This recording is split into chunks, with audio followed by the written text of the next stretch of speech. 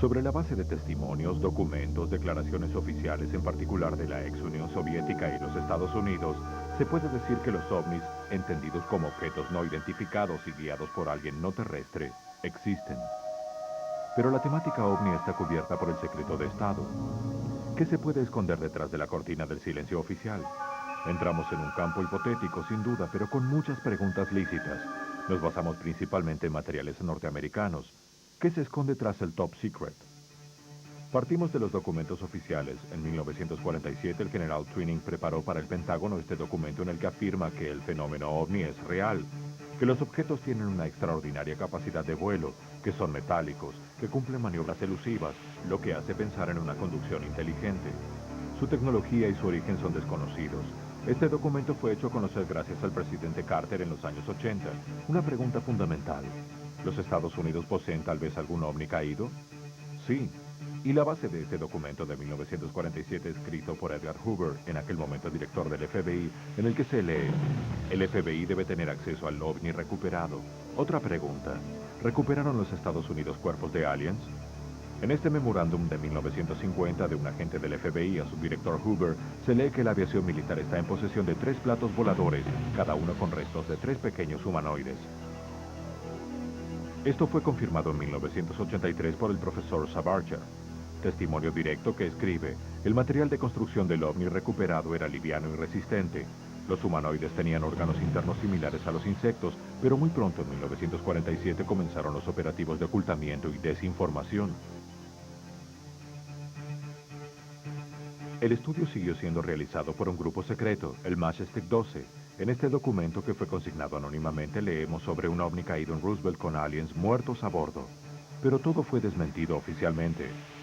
En este documento del año 50, el ingeniero canadiense Smith refiere a su gobierno que en los Estados Unidos hay un grupo secreto guiado por el profesor Bash, que está encargado del estudio sobre los ovnis. Es precisamente el Majestic 12. Estamos viajando hacia Roosevelt, Nuevo México, donde el ya lejano 1947, allí habrían caído los platos voladores y habrían sido encontrados los cuerpos de aliens. Nos parece entrar en un film de ciencia ficción.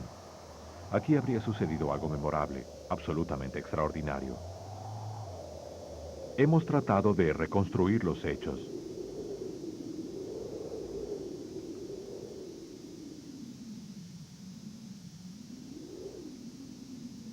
Julio de 1947. El Roosevelt Daily Record publica la noticia oficial según la cual la aviación militar ha encontrado restos de un plato volador. La noticia repercute en todo el mundo. Un ovni habría caído no lejos de la base militar de Roswell.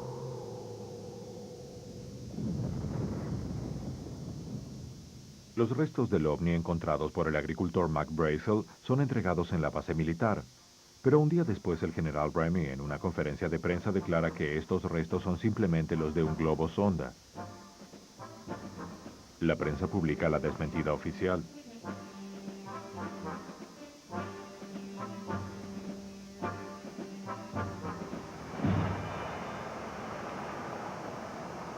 Esta es Roswell, una tranquila ciudad de provincia, casas bajas, jardines cuidados, calles ordenadas. La Academia Militar demuestra la importancia que Roswell ha tenido para el ejército de los Estados Unidos.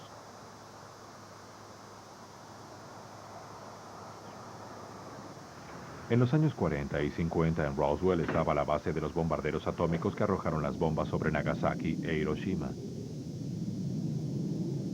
¿Qué cayó en los alrededores de Roswell? ¿Un globo sonda o un ovni?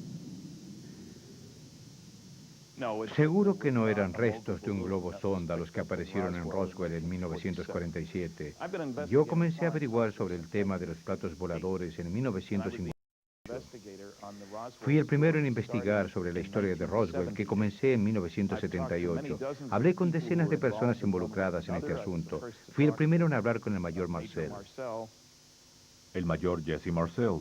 En una emisora de radio, un periodista le dijo a Friedman: Usted tendría que hablar con Jesse Marcel. Y yo le pregunté, ¿quién es? Yo no lo conocía. Él me dijo, tuvo en sus manos uno de los fragmentos de aquel plato volador que a usted le interesa cuando estaba en el ejército. Esto despertó mi interés, como se puede imaginar. Llamé a Jesse al día siguiente, encontré su número en la guía telefónica y le hablé, y me contó la historia.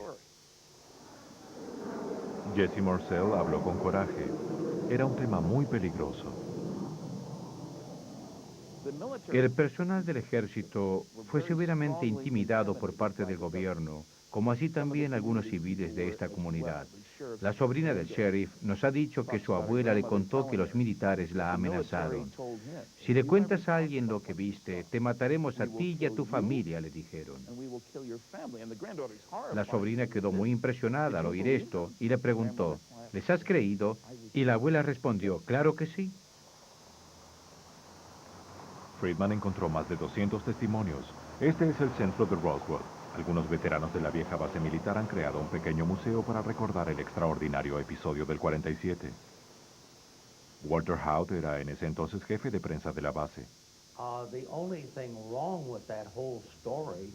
Había algo que no cerraba en toda la historia. Hablando con el mayor Marcel en varias ocasiones, me dijo esto. El material que llevé a la oficina del general Ramey no era el mismo que fue mostrado a la prensa, que era de un globo meteorológico. No era el que yo había llevado a la oficina, pero no pude hacer nada.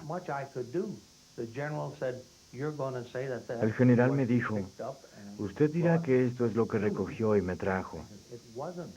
Le respondí, pero no es verdad, se trata de otro material. El mayor Marcel tenía la impresión de que se trataba de material extraterrestre, distinto de cualquier otra cosa que existiese en aquel tiempo. Algo similar a una lámina de aluminio, más o menos de esa consistencia. Se trataba de un metal plateado, elástico, que se podía doblar con las manos, pero que luego retomaba su forma original.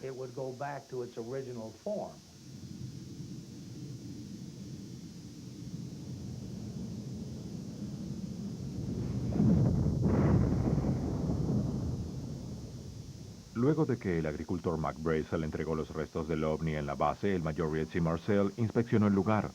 Recogió a su vez fragmentos del extraño material. Pasó por su casa y los mostró a su mujer y a su hijo, en aquel entonces de 12 años. ¿Quién recuerda esto? Había muchos fragmentos de metal similar al plástico negro, a la baquelita. Había también material semejante a hojas metalizadas, a láminas de aluminio, aunque no se trataba precisamente de aluminio, o al menos a mí no me parecía eso. No reflejaba la luz. Había también fragmentos de material que parecían unas barras con escrituras o símbolos.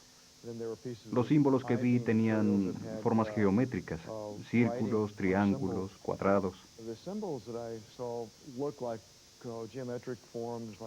Había diferentes formas geométricas. Algunos años después, hablé de ellas con mi padre para verificar si sus recuerdos coincidían con los míos. Y coincidieron. Confrontamos nuestras notas sobre el color, las dimensiones y el aspecto general de los símbolos. Los fragmentos y los símbolos escritos sobre ellos no parecían provenir de nuestra civilización. Mi padre siempre estuvo convencido de eso. Nunca tuvo dudas sobre el origen de este material. Seguramente no provenía del planeta Tierra, sino de algún otro lugar. Examinamos el material por unos 15 o 20 minutos en nuestra casa de Roswell. Ayudé a mi padre a ponerlo de nuevo en la caja y a cargarlo de nuevo en el auto. Lo llevó a la base de Roswell y pocas horas después lo llevó con gran urgencia a la base aérea de Fort Worth. Cuando volvió a casa nos dijo a mi madre y a mí que no hablásemos de esto, que se trataba de un no suceso que no había sucedido. Nos recomendó no hablar ni siquiera con los amigos y yo no hablé. El material recuperado fue trasladado de Roswell a la base militar de Fort Worth y entregado al general Ramey, quien declaró que se trataba de restos de un globo sonda.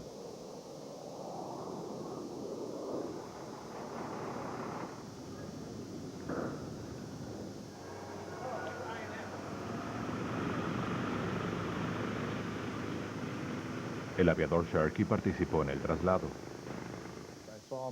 Vi pasar al mayor Marcel con 3 o 4 soldados. Llevaban grandes cajas de cartón abiertas, llenas de fragmentos metálicos. El mayor Marcel llevaba una gran caja en la que estaban las barras. Yo vi solo el material que fue enviado en un avión a Fort Worth.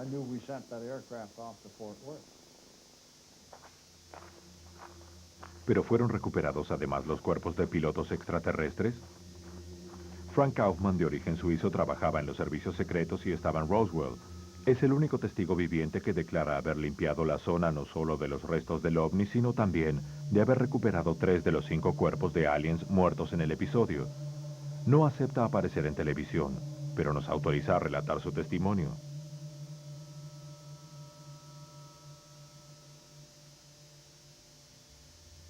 Los extraterrestres tenían una altura de 1,40 m. Tenían grandes ojos, nariz pequeña, piel morena y rojiza. Tenían algo muy de humano. Nos refiere que uno de ellos tenía los ojos dirigidos hacia el cielo con una expresión dulce e inteligente.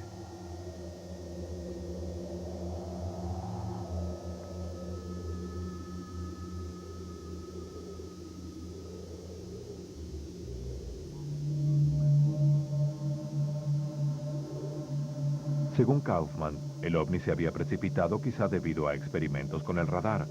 Todo vestigio del episodio fue eliminado cuando en el 47 y el 48 la aviación militar fue incorporada al ejército. Todo es secreto, pero ahora que él es anciano, se siente con el deber de revelarlo. Los extraterrestres habían descendido seguramente, nos dice Kaufman, a averiguar qué estaba haciendo el hombre con las bombas atómicas, y la Tierra todavía sigue en peligro.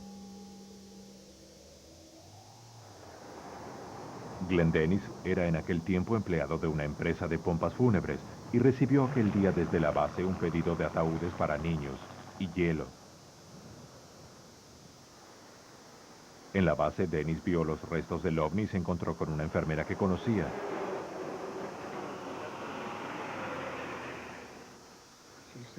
Me dijo, vete de aquí lo más rápido que puedas si no quieres tener problemas. Después salió y cruzó la calle. Respiraba con fatiga.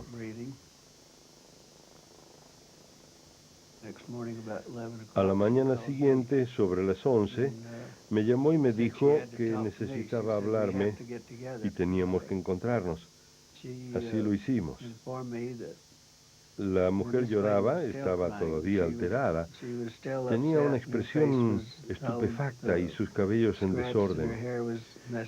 Dijo que en una bolsa había visto 2 pequeños cuerpos mutilados, que las manos estaban heridas.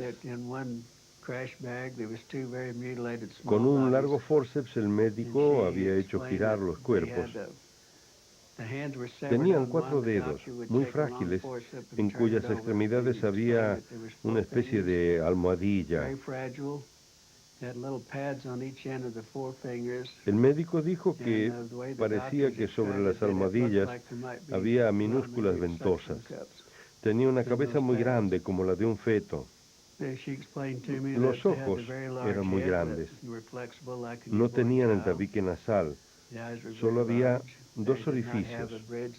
La boca era pequeñísima, no tenían ni dientes ni lengua. No tenían orejas como las nuestras.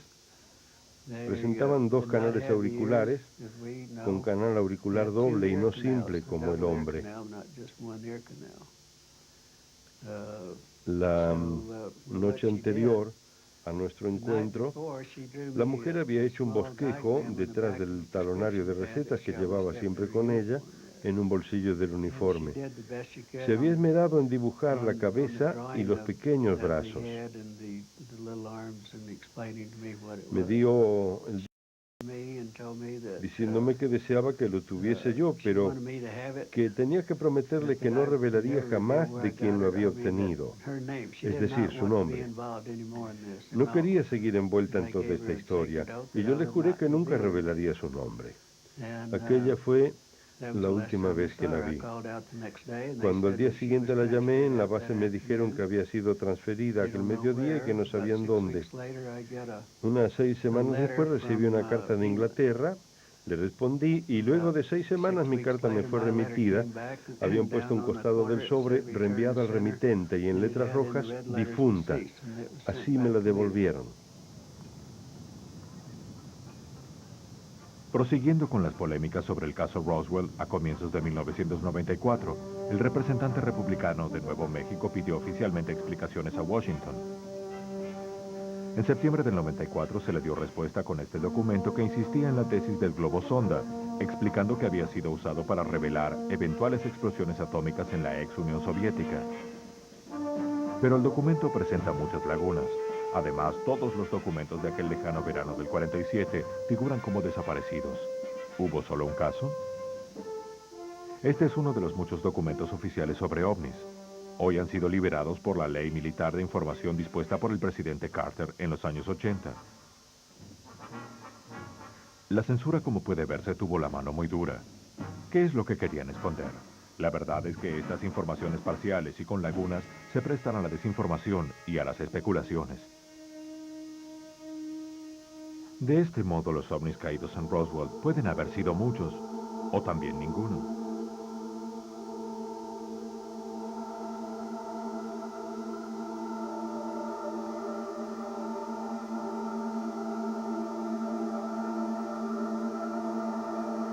Esta fotografía de un alien llegada de Hong Kong y presentada como verdadera es solo la de un maniquí que también hemos filmado en el Museo de Roswell. Recientemente ha dado la vuelta al mundo la noticia de la filmación de la autopsia de un alien realizada en el 47 por un camarógrafo militar. Es la filmación Santilli, por el nombre de su descubridor. Sobre este tema se ha abierto una polémica en términos muy ásperos. ¿Hay pruebas a favor o en contra acerca de la autenticidad de este material? El estudioso Michael Hesman ha indagado sobre este tema.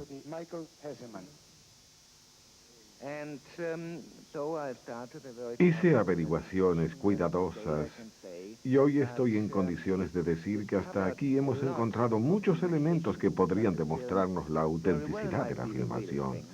Hasta ahora no encontramos ningún elemento, ninguna prueba que demuestre que haya habido algún truco o que sea falsa. En la filmación se observa también al presidente Truman junto a los restos del ovni y los cuerpos de los aliens.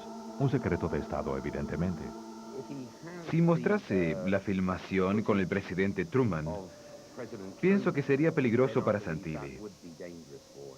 Creo que habrá sido algo más o menos así. Me imagino que alguien dijo, sí, manéjate con el material que tienes, pero si muestras al presidente Truman en la filmación, corres el riesgo de encontrarte abandonado en medio del desierto. ¿Se trata solo de una suposición o quizás...? Y es algo más que una simple suposición. Algo pasó. Una vez Santilli recibió la visita de 2 agentes y creo que durante ese encuentro se dijo algo que cambió todo.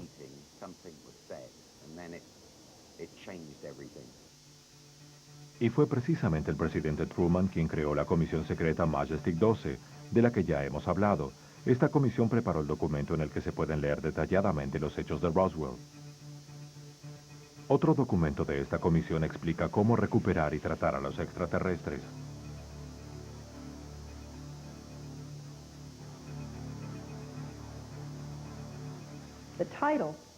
El título es Entidad Extraterrestre y Tecnología, Recuperación y Conservación. Se trata de un documento secreto, de un manual operativo especial del grupo Majestic 12. En este documento, el gobierno de los Estados Unidos se refería a ellos como entidades biológicas extraterrestres, cuya sigla era EBE. El documento describe minuciosamente los 2 tipos de aliens conocidos en 1954. El primer tipo es humanoide, similar a un oriental. Es de una altura de 1,60 m, pesa 50 a 60 kilogramos, tiene cabeza grande y redonda, sin cabellos, piel pálida amarillenta de grueso espesor, ojos pequeños, alargados, orientales, nariz pequeña, boca larga, musculatura firme. El segundo tipo también es humanoide, 1,20 m de altura, 30 kilogramos de peso, ojos muy grandes, negros, sin párpados, sin tabique nasal, 2 fosas nasales, boca pequeña, piel pálida de color azul grisáceo. No son mamíferos, tienen 4 dedos. Los documentos de Majestic 12 provienen de fuentes anónimas. ¿Son auténticos en verdad? Trabajé por 10 años con los documentos Majestic 12. Consulté 15 archivos. Trabajé 14 años en los servicios de seguridad, por lo que tuve entre mis manos miles de documentos secretos, y yo también he escrito algunos. Mi conclusión es que el documento para el presidente Eisenhower del 18 de noviembre de 1952, el documento Truman-Forrestal del 24 de noviembre de 1947, el documento Carter-Twinning de 1954 y otros de mi conocimiento, pero aún no publicados, son auténticos. Creo además que si un gran diario como el New York Times o el London Times hubiese hecho el mismo esfuerzo que hizo el Washington Post para poner a la luz el caso Watergate, si hubiese trabajado como lo hice yo, seguramente habría descubierto el Watergate cósmico a partir de los documentos de Majestic 12. Claro que esto requiere la voluntad de hacerlo, y eso es otro tema.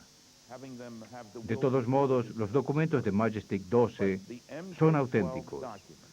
Puedo asegurarlo. Existe documentación que señala la existencia de un grupo especial, el Blue Fly, para recuperar a los ovnis caídos. Parecería ser que intervino en México, Sudáfrica, Australia y otros lugares. Habría hasta ahora 68 ovnis caídos.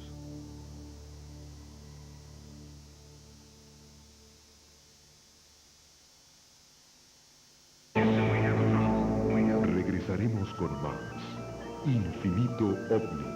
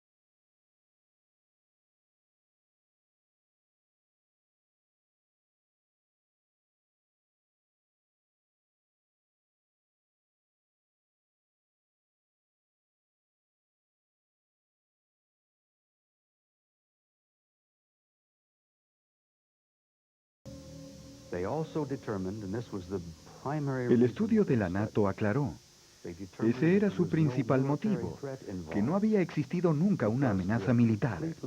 Aquellos UFO habían demostrado repetidamente que tenían un nivel tecnológico de tal forma superior al nuestro, que si hubiesen tenido intenciones hostiles, no existiríamos más desde hace mucho.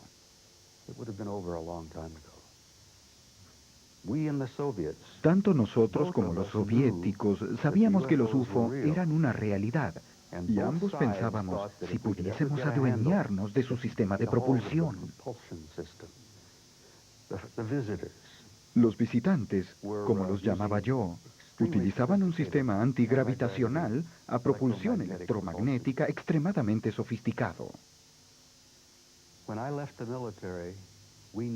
Cuando dejé el ejército, sabíamos de la existencia de 4 grupos diversos de visitantes, y uno de estos grupos tenía un aspecto idéntico al nuestro. Y quiero decir idéntico hasta el punto de que, si uno de ellos estuviera sentado junto a mí en un avión, en el restaurante o en el teatro, no podría darme cuenta en absoluto de que no es uno de los nuestros. Pero hay diversos grupos con programas distintos. A algunos de ellos les preocupa realmente mucho el problema de la supervivencia de la especie humana. Tanto que han tratado de asistirnos, de ayudarnos, porque han comprendido que hemos alcanzado un nivel técnico en extremo delicado.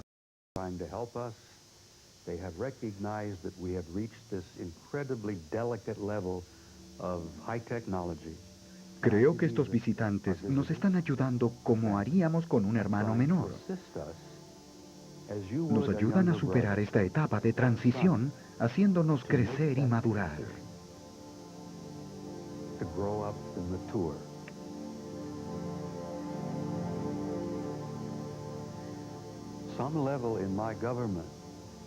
En determinado nivel interno del gobierno, alguien debe querer que yo siga haciendo lo que hago, porque continúo compartiendo con la gente todo lo que sé de manera pacífica y sin amenazas.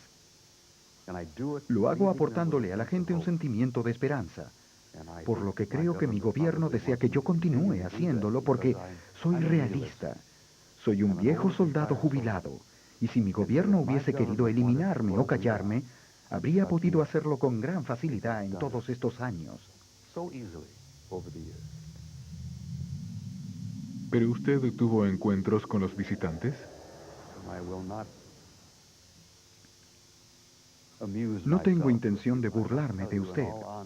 Con toda honestidad, debo decirle que mi respuesta a su pregunta es sí. En este momento no estoy dispuesto a entrar en detalles sobre este asunto, pero de todos modos sí. Los considero como amigos.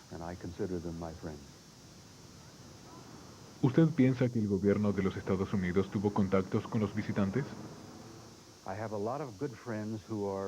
Tengo una cantidad de amigos que ocupan posiciones de relevancia en el gobierno. Muchos de ellos de mi edad aún están en el gobierno.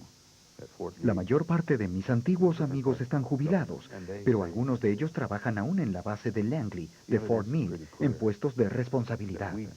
Ellos dicen que existen pruebas inequívocas de que tanto ahora como en el pasado hemos tenido un estrecho contacto con por lo menos uno, pero probablemente con dos grupos provenientes de afuera. Creo en las pruebas que he recogido, las creo y las acepto. He tenido confirmaciones de tantas y tan distintas fuentes que las acepto como auténticas.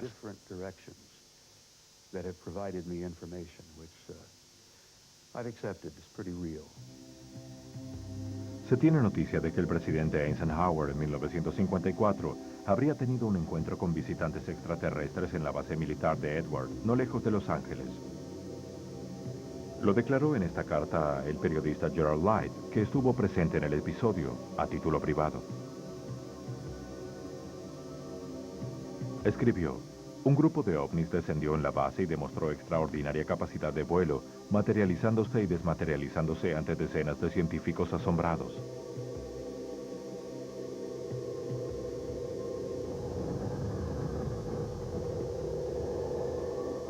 El episodio fue confirmado en 1982 por un piloto experimental que acompañó a Eisenhower en aquella extraordinaria circunstancia. Los extraterrestres hablaban inglés y propusieron al presidente iniciar un programa de información sobre la presencia de ellos. Eisenhower respondió que no estaba dispuesto.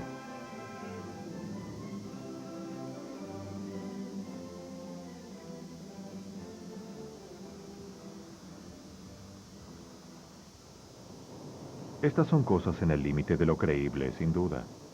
Y también sin pruebas seguras. Son episodios que han acaecido a resguardo de las miradas indiscretas en el interior de bases militares, en zonas desoladas como esta. En los años 80, el ovniólogo americano William Moore entró en contacto con un agente secreto, Falcon, que le permitió fotografiar documentos del proyecto Aquarius, preparado en 1977 para informar al recién electo presidente Carter. En este documento se habla de los ovnis y la recuperación de los cuerpos de aliens, en particular de los primeros contactos entre el gobierno y los extraterrestres a partir de los años 50, de contactos profundizados en el 64 y contactos aún existentes. Se habla también de intentos de guiar a los ovnis recuperados.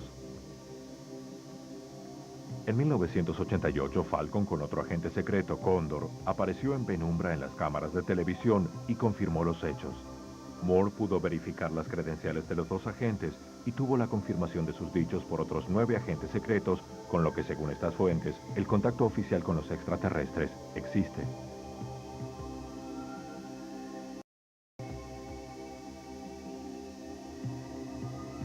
Les presentamos ahora una entrevista de un ingeniero aeronáutico que dice haber trabajado por años en una base secreta de simuladores de vuelo de ovnis en contacto con los aliens. ¿Qué vio en la base?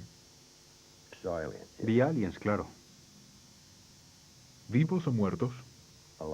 Vivos. ¿Qué hacían? ¿Qué querían de nosotros?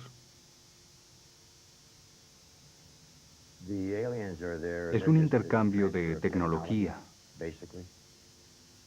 Y es un intercambio de informaciones y también de materiales. Nosotros les damos a ellos, por ejemplo, borano.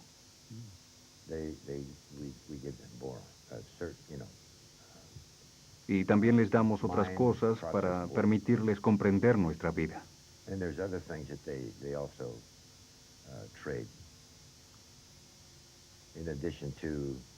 También hay un intercambio de materiales orgánicos, pero sobre esto no sé nada exactamente. ¿Hay entonces una relación entre el gobierno americano y los aliens? Hay una relación, claro, pero no directamente con el gobierno.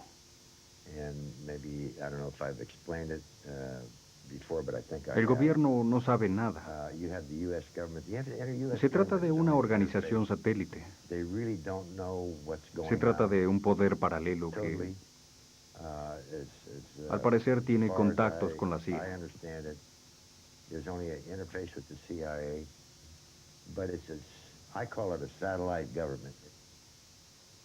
¿Los aliens no son prisioneros?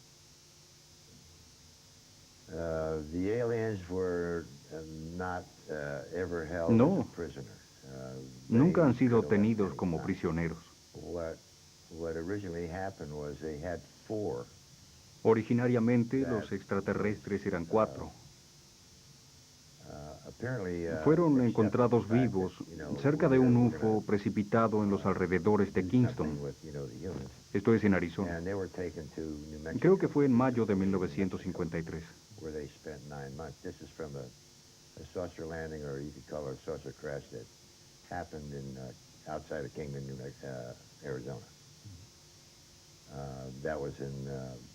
Después fueron llevados a una base de Nuevo México.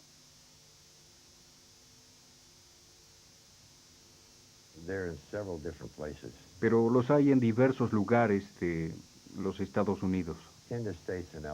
Y también en otras partes, en Australia, Inglaterra, Puerto Rico.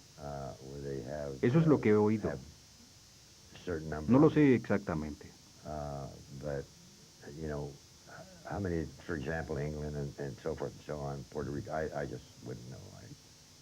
En el cielo sobre el Área 51 de Nevada han sido vistos numerosos objetos similares a UFOs. ¿Son guiados también por pilotos americanos? Algunos sí.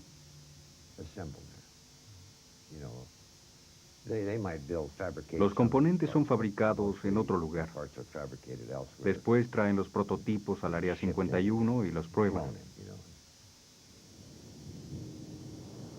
Hacia allá está el Área 51, la base militar más misteriosa de los Estados Unidos. Un largo camino polvoriento y escondida tras las montañas, la base. Según el ingeniero House, habría pues una estrecha colaboración con los extraterrestres, descritos por él como humanoides de tipo oriental y piel oscura. También algunos ovnis serían hoy guiados por pilotos norteamericanos, algo digno de ciencia ficción. Pero él no es el único que sostiene esta tesis. John Lear, conocido piloto experimental activo en operaciones de la CIA, manifiesta tesis similares, y con él otros como Virgin Armstrong, ex agente de la CIA, o como el ingeniero Benevitz, que sostiene la existencia de una base extraterrestre en Dulce, Nuevo México. Este es el confín de la base. Aquí están los carteles. Avanzar significa serios problemas. Una camioneta nos observa. Por todas partes hay controles, telecámaras y micrófonos. Sobre la colina una torre de observación. Esta es la base secreta vista desde un satélite soviético. Una larguísima pista atraviesa un lago salado que esconde una enorme construcción subterránea, inviolable hasta por los satélites. Estas son las fotografías de la base misteriosa, tomadas hace algunos años desde las montañas vecinas. Ahora sería imposible tomarlas.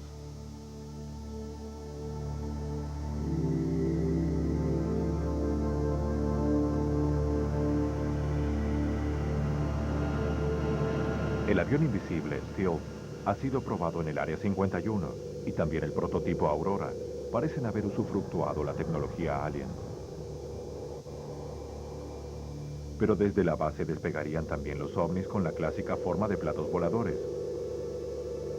Es testigo directo Bob Lazar, un ingeniero que ha trabajado por algún tiempo en la base donde estaba encargado del estudio del sistema de propulsión, un enigma científico. La tecnología usada es antigravitacional y electromagnética. Estos son los diseños del disco estudiado por Bob Lazar. Fue George Knapp, conocido periodista e investigador de Las Vegas, quien descubrió a Lazar hace algún tiempo. ¿Es una historia creíble? Desde que empecé a estudiar el tema, he encontrado a más de 20 personas que han trabajado en esta base, desde los años 50 hasta los 80, y cada uno de ellos me dio fragmentos de información sobre el mismo asunto. Todos me dijeron que habían visto astronaves con forma de disco y algunos dijeron que tenían pruebas de que eran de origen extraterrestre. Yo creo esa historia. Creo en ellos. Antes de alejarnos, una visita obligada a un pequeño albergue que es un mito de los ovniólogos. Es Alien Inn. Aquí han venido miles de curiosos en busca de observaciones de ovnis. Una habitante del lugar nos cuenta. Hace 2 semanas regresaba a casa desde Las Vegas recorriendo en auto el valle. Y al sur del camino, a unas 4 millas de distancia, vi un objeto, un ovni. Tenía la forma de un cigarro, pero un poco plano. ¿Sabe lo grande que es un camión con su remolque? Bien, era largo como 2 camiones y su altura era de 1,5 camiones. Se encontraba a una distancia de 3 o 4 millas y estaba todo iluminado. El color era gris claro. Eran como las 21:42. Después 2 camionetas de la policía se acercaron a nosotros y los policías quisieron nuestros datos, nombres, domicilios y números de teléfono. Pero no se los dimos y seguimos andando. Diría que el ovni permaneció visible por lo menos unos 5 minutos. Saltaba arriba y abajo como si hubiese tenido dificultades para despegar. Hizo así por 2 o 3 veces, subiendo y bajando, hasta que de improviso hizo... y desapareció. Regresaremos con más Infinito OVNI.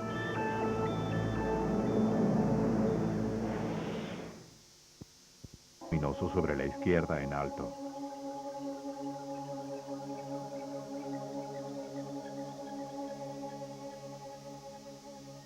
Un ovni en primer plano, como los fotografiados en la Tierra en Gulf Breeze, en los Estados Unidos. Extrañas huellas artificiales sobre la Luna. ¿Será que hay vida?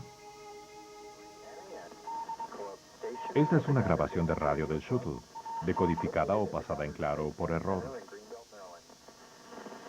Estas son las comunicaciones de la nave espacial Shuttle de la misión 21.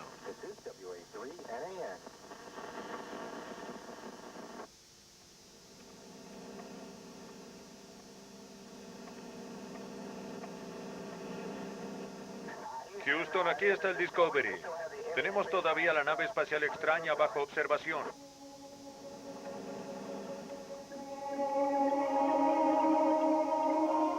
Un misterioso objeto irrumpe y sale de la atmósfera terrestre a velocidad extraordinaria. ¿Un ovni o un arma secreta de guerras espaciales?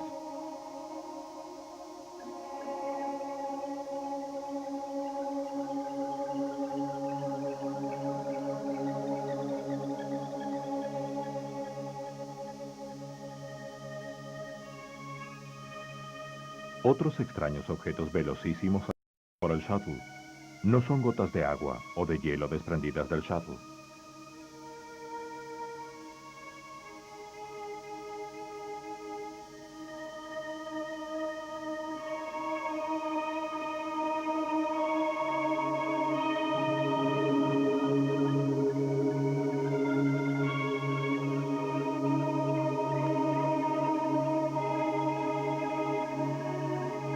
Y estos extraños objetos que parecen microorganismos, en realidad son enormes.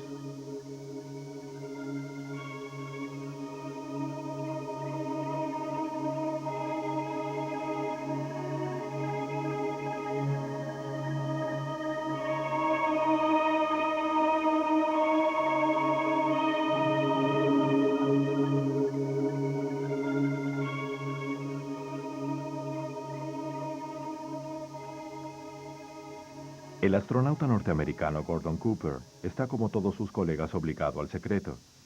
Sin embargo, ha declarado por escrito haber visto un ovni descendiendo sobre una base militar norteamericana. Para Cooper era seguramente de origen extraterrestre. Habla en cambio de una observación durante una misión espacial el astronauta soviético Kovalyonov.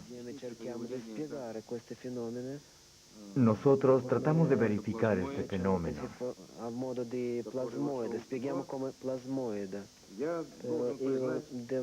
Se debe reconocer que el fenómeno tenía origen artificial. Es un objeto quizá de sustancia orgánica, lo que se dice un misterio. Pero hay más. Numerosas expediciones norteamericanas han explorado el planeta rojo, Marte. Su accidentada superficie hace pensar en gigantescas erosiones realizadas por ríos.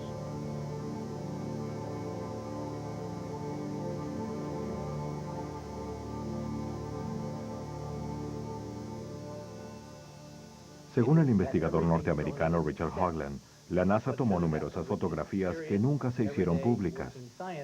Son fotografías de un enorme rostro y de 3 pirámides. ¿Serán testimonios del pasado?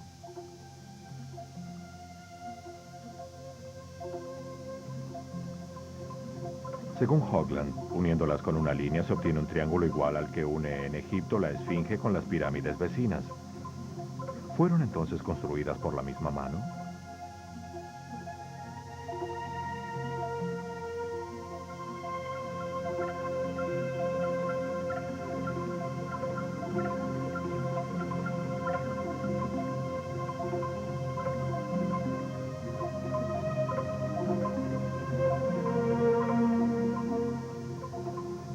¿Pero no serían las fotografías solo el resultado de una elaboración efectuada con la computadora? Para muchos especialistas son verdaderas.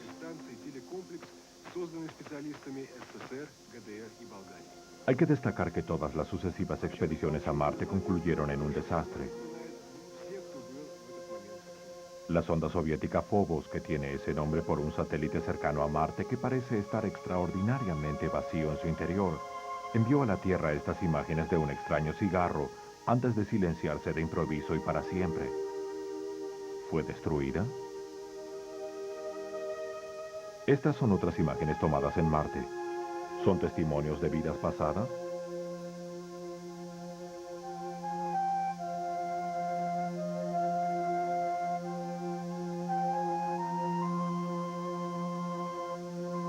Y estas líneas tan precisas, ¿cómo no pensar en las de Nazca, en Perú?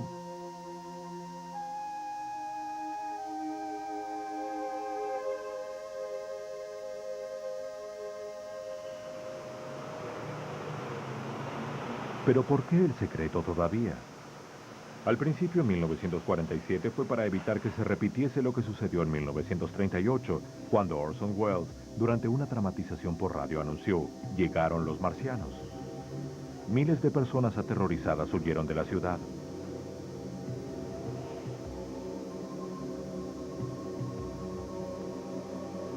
Además, otro motivo era que no se podía admitir que los ovnis pudiesen violar todos los sistemas de defensa. Más aún, había un gran interés militar en obtener alguna ventaja tecnológica por parte de los Estados Unidos como por la Unión Soviética.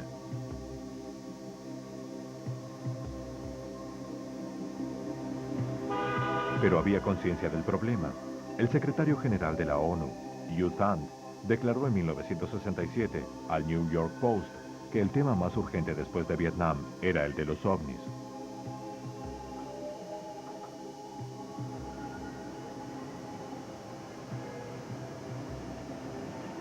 Hubo algunas iniciativas en las Naciones Unidas. Una comisión específica sobre el tema OVNI fue bloqueada por los Estados Unidos en 1978.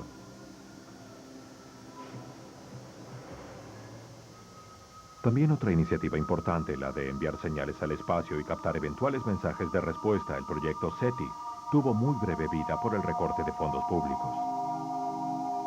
La iniciativa sigue por la vía privada y parece haber obtenido algún resultado. Es el proyecto Phoenix. El SETI ha publicado también importantísimos estudios sobre el efecto del encuentro con otras civilizaciones. Se quiere evitar que se repita el drama de las poblaciones americanas en el tiempo de los conquistadores. Existen planes de acción para proceder de modo racional, para prevenir contragolpes peligrosos de tipo político, social, cultural y religioso.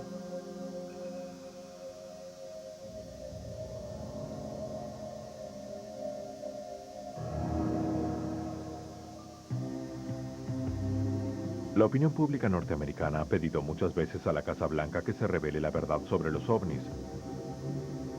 El 53% de los norteamericanos creen en el origen extraterrestre de los ovnis y el 29% está seguro de la existencia de contactos entre los extraterrestres y el gobierno. Desde hace algún tiempo son los veteranos quienes tomaron la iniciativa. Entre ellos el sargento mayor ante la NATO Robert Dean y el astronauta Gordon Cooper piden que los testimonios militares sean liberados del secreto.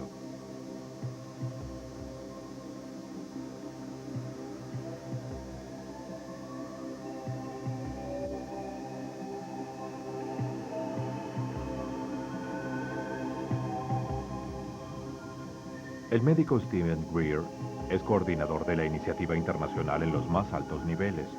¿Por qué aún hoy subsiste el secreto luego de más de 50 años? Creo que la cuestión está girando ahora sobre 3 puntos. El primero, que el secreto ha sido institucionalizado. Segundo, que han dedicado 50 años en negar la evidencia.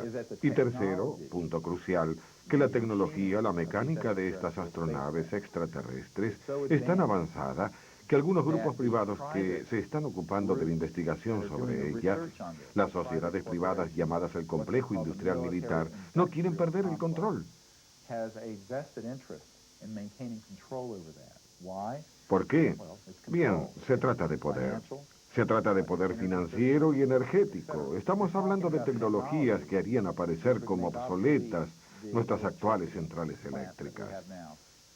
Combustibles como el petróleo ya no serían necesarios, el gas tampoco sería necesario, y hasta las centrales atómicas resultarían obsoletas. Este es el tipo de tecnología del que estamos hablando, la tecnología de los extraterrestres. Ellos no usan petróleo y no utilizan la energía nuclear, usan 0.0 de energía, usan un sistema de energía libre extremadamente avanzado y completamente operativo. Por eso las empresas que controlan todo esto quieren mantener el secreto, no tanto por el miedo a la Guerra Fría que ya terminó, sino para tener y mantener el control de esta tecnología revolucionaria. Si fuese así, el hombre dispondría de la tecnología para proteger el planeta azul de la catástrofe ecológica y garantizar el futuro. En realidad, las nuevas tecnologías provocarían una revolución económica, política, social y cultural que convendrá controlar. Y el contacto con civilizaciones extraterrestres quizás nos hará mejores, más humildes. Quizá estemos a las puertas de una nueva aventura de la humanidad, un nuevo desafío a la libertad, responsabilidad y tolerancia del hombre.